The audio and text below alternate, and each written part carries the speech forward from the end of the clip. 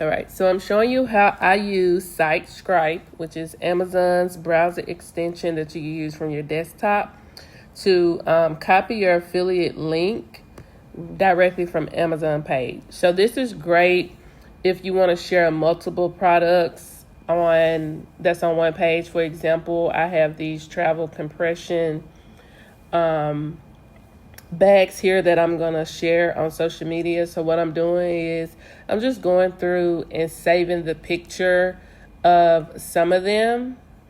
And then what I'm going to do is just screenshot this page, put it in ChatGPT so that ChatGPT can just write it up so I can share on social. This is really good if you're only an Amazon associate. You don't have a storefront to where you can create your ideal list, so having to go in and do individual links can be time consuming.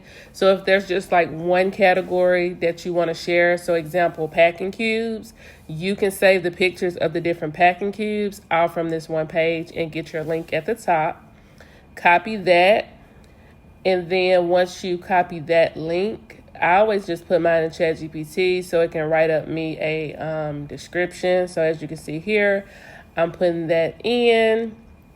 I use JoyLink, which is a deep linking system to where once they click on the link, it'll automatically open their app if they have the app download on their phone.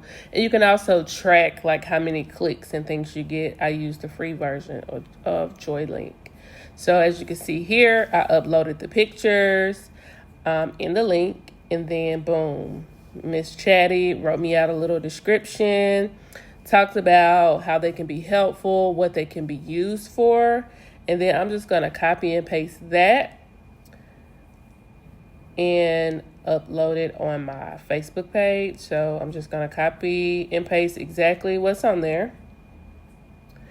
And then I'm going to copy the link and put the link in the comments, because when you put the link in your post, it limits it.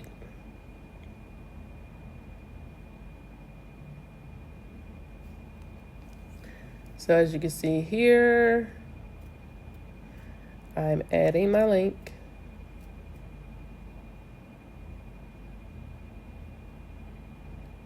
And boom. So then if you click on it,